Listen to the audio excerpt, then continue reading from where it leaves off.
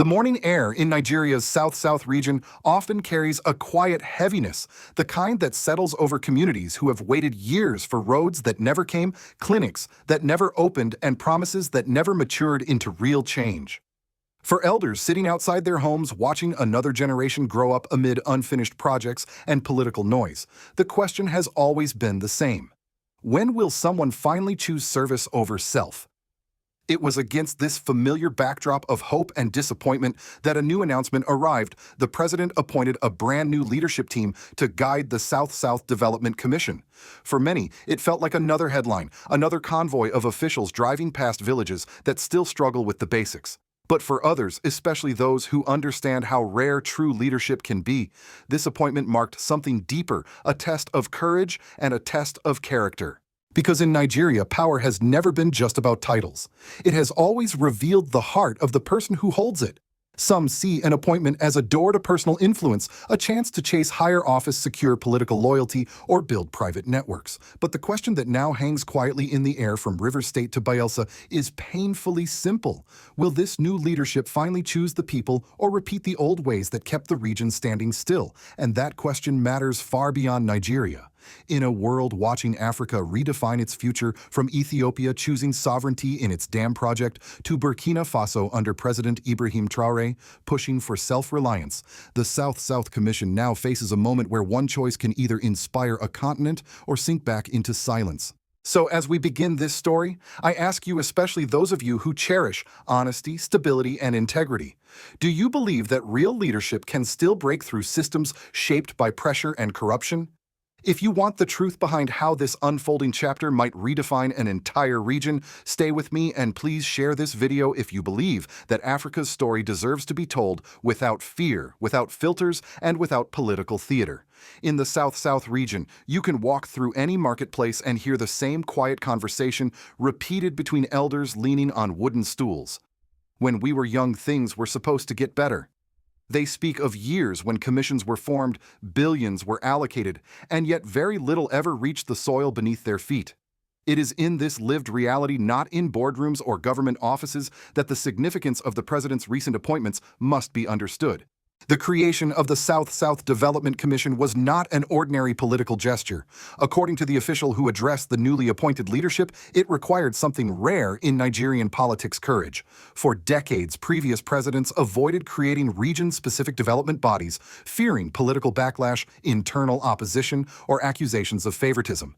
But this time, the president stepped forward and took the risk not only in forming these commissions, but in choosing individuals he believed could lift a region long buried under mismanagement and forgotten promises. And that is where the story begins, not with elections, not with examinations, but with trust. The appointees sitting in the hall did not compete for their seats through tests or public vetting. They were chosen because the president believed they had something more important: the capacity to bring development home. That trust is both an honor and a weight, because in Nigeria, trust from the top can either be the beginning of transformation or the beginning of trouble. The speaker, a seasoned government official, did not hide the truth. He reminded them that in Nigeria, far too many people receive appointments and immediately behave as though the title itself is the accomplishment, as though the people back home should applaud simply because one of their own has arrived. Instead of focusing on development, many use their new offices to position themselves for the next election, chase ministerial roles, or feed the political machines that keep them in favor. He asked a question that lingered in the room among the millions in the South-South: why was it you who received this appointment? It was not a question meant to shame them. It was a question meant to anchor them. Because the only true answer, the only justification for their presence, is what they will build, not what they will gain. He reminded them of what has happened in the past.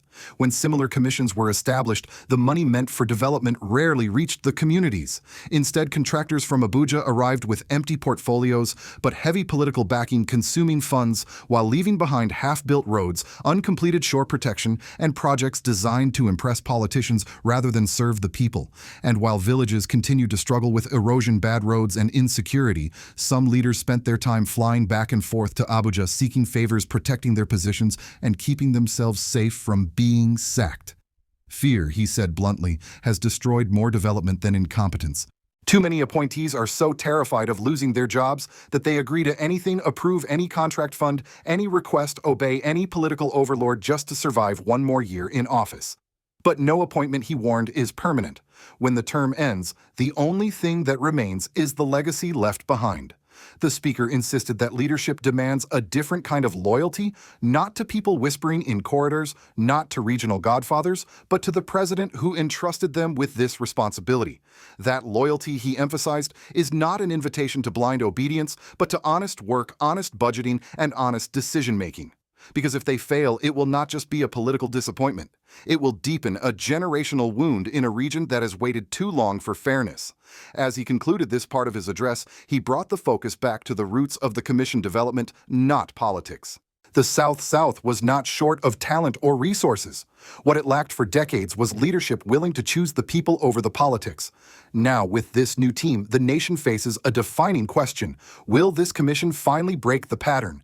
Just as the new board settled into their seats, the tension behind the ceremony quietly surfaced, not through grand announcements, but through the everyday voices of the people outside. A shopkeeper in Port Harcourt told a journalist, "Let's see how long before politics finds them." A fisherman in Bielsa shook his head and said, "Wait until the money comes." These words, though simple, captured the unspoken truth that the speaker inside the hall was about to confront with remarkable bluntness. He did not ease them into the warning. Instead, he delivered it like an alarm bell. Pressure will come left, right, and center. With those words, the room shifted, because everyone there knew exactly what he meant.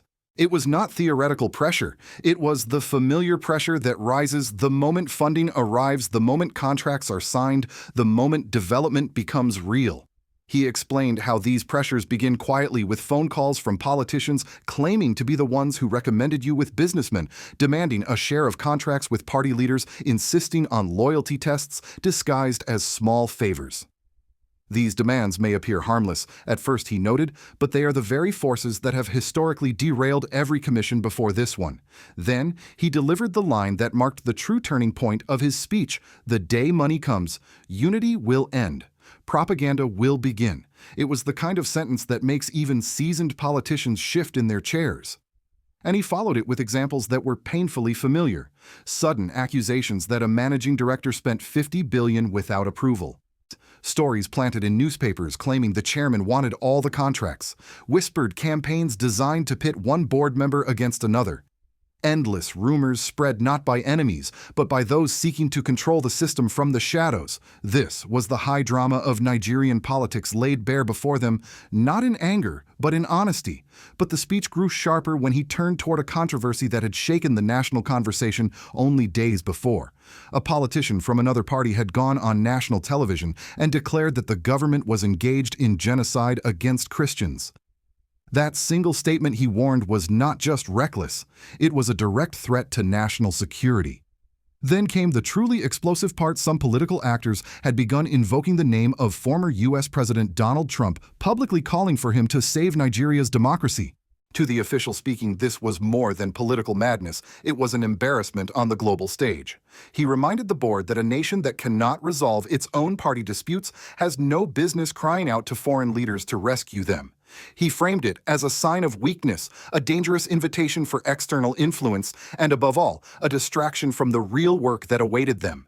Yet amidst this heated terrain, he offered a grounding message: do the right thing even if it costs you your job. This, he suggested, was the true test of leadership, not navigating comfort, but standing firm when the pressure reaches its peak. He reminded them that when a leader refuses to bend, they will be labeled stubborn, arrogant, uncooperative. But these labels are often given to those who refuse to participate in the old corrupt systems. His words were not theoretical or abstract. He spoke from experience. He described how in his own ministry he had been targeted by relentless campaigns, accusations, distortions, political traps, all because he refused to return the country to the way things were done yesterday. He insisted that if they want to survive this journey with their integrity intact, they must prepare themselves to face the same. The climax of this section came with a powerful truth. When they see they cannot change you, they will try to destroy you. And with that, the room fell into a thoughtful silence. This was no longer a speech about appointments. It was a warning that the true battle of leadership would begin only when they chose integrity over politics. If you walk through the rural communities of the South, the creeks, the dusty township roads, the fishing villages scattered along the mangroves, you will meet people who have lived through the consequences of political failure, mothers carrying water along broken roads, children crossing makeshift bridges built by villagers because government contractors abandoned the real ones. Entire neighborhoods living without streetlights, clinics, or security because budgets meant for them were swallowed by politics.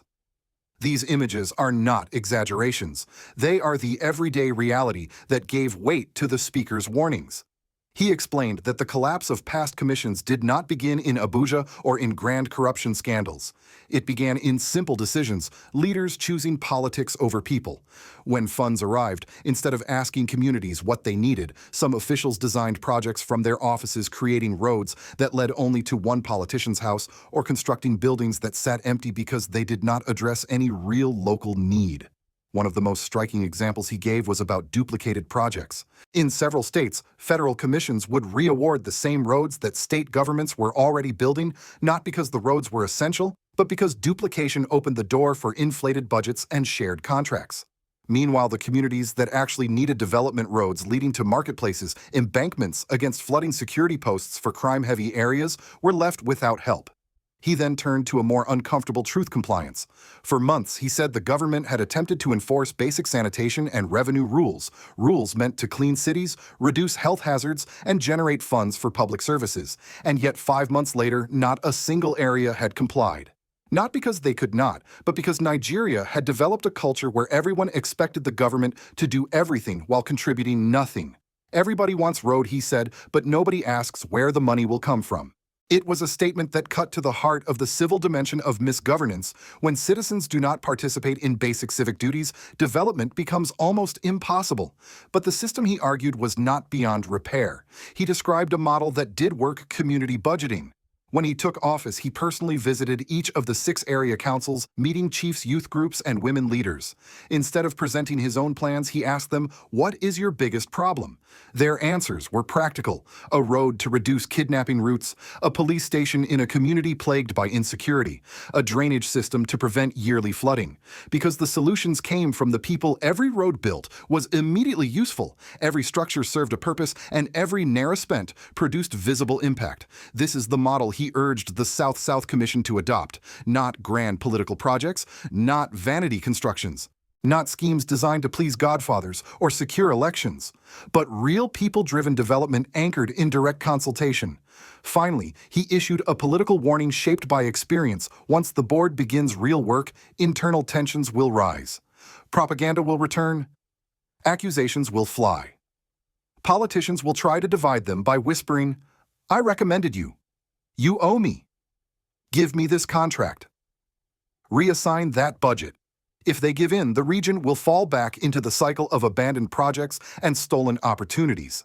But if they stand firm, the South could begin a transformation that Nigeria has waited generations to see. To understand why the speaker's warnings matter beyond Nigeria, you have to step back and consider how the world sees political instability in any nation, especially a country as large and influential as Nigeria. For Americans, particularly those who lived through the Cold War, Vietnam era, or even the more recent Middle East conflicts, the idea that internal political disputes can invite outside influence is not new. History has shown again and again that when a nation appears divided, the world pays attention, sometimes with concern, sometimes with opportunism. That is why the speaker reacted so sharply to the recent controversies: the claim on national television that the government was committing genocide against Christians, and the shocking public call for former U.S. President Donald Trump to save Nigeria's democracy.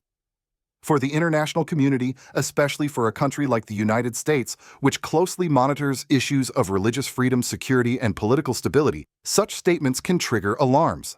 In Washington, even a single accusation of religious genocide is enough to prompt hearings, diplomatic pressure, or public statements. American lawmakers, particularly those on committees focused on Africa or international human rights, are obligated to respond to such claims, even when those claims are rooted more in politics than fact.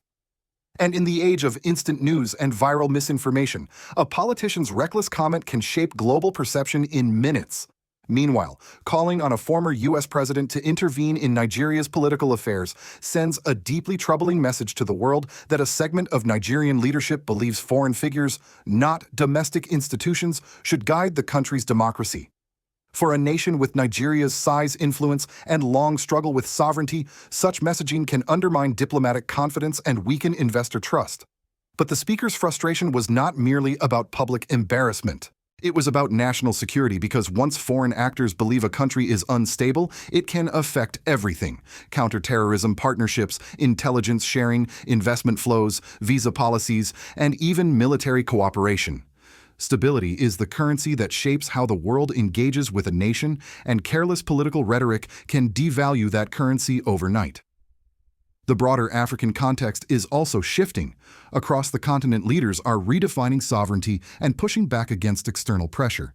Burkina Faso under Ibrahim Traoré has become a powerful symbol of this movement, emphasizing self-reliance, local control, and a refusal to let foreign narratives dictate national destiny. Africa news outlets across the world now highlight this trend as a turning point for the continent. And this is where Nigeria's internal political behavior becomes critical. At a moment when African nations are asserting independence, when global powers are re-evaluating alliances, when Washington, Moscow, Beijing, and Brussels are all paying attention to Africa's future instability in the South-South, whether real or perceived, reshapes international calculations. For America, Nigeria is not just another country. It is a strategic partner, an economic heavyweight, and a security anchor in West Africa. When Nigerian politicians speak recklessly, they do not only harm their domestic credibility, they complicate the work of diplomats, investors, and international agencies trying to engage constructively with the region. In this sense, the speaker's message was not only a warning to the new board, it was a reminder that every word spoken in Nigeria echoes far beyond its borders. As the speech drew to a close, the hall grew quiet in a way that felt almost heavy. Not because the message was discouraging, but because everyone there understood that the burden placed on their shoulders was real. Development is not a slogan. It is not a political promise. It is a test, the kind that either brings a nation forward or sends it back into the same old cycles of disappointment. The speaker reminded them that the true danger does not come from outsiders, enemies, or rival parties. It comes from within, from the moment leaders forget why they were appointed. From the moment money becomes more important than mission. From the moment loyalty shifts from the people to political godfathers whispering in the background. This, he said, is how institutions collapse long before the public ever notices. And he issued a warning that applies not only to Nigeria, but to every nation struggling to rebuild trust. When leaders fear losing their positions more than they fear failing their people, the country begins to decay from the inside. Yet there was hope woven into his final words. Hope that if this new team refuses to bend, refuses to divide, refuses to be dragged into the old politics of survival, then something new could begin in the South-South. Something honest, something lasting, something that future generations will be grateful for. He urged them to remember the communities waiting outside those walls, the fishermen, traders, school children, and elders who will never attend a board meeting, but whose lives are shaped by every decision the commission makes. In the end, those people are the only true measure of success. And the message carries meaning far beyond Nigeria's borders. Across Africa today, a quiet revolution is unfolding from Burkina Faso under President Ibrahim Traoré to the growing chorus of Africa news outlets calling for accountability, dignity, and sovereignty. The continent is changing, the world is watching. And every act of courage, no matter how small, contributes to a future where African development is driven by integrity, not by external pressure or internal corruption. So now the question turns to you, the viewer, the elder, the witness to history. Do you believe Nigeria's leaders can choose integrity over pressure? And do you believe Africa is truly entering a new chapter where leaders finally stand for the people rather than for politics? If this message resonates with you, please share this video if you want more people to understand the truth behind leadership in Africa. And subscribe if you believe that honest voices, not headlines, should guide the future of this continent.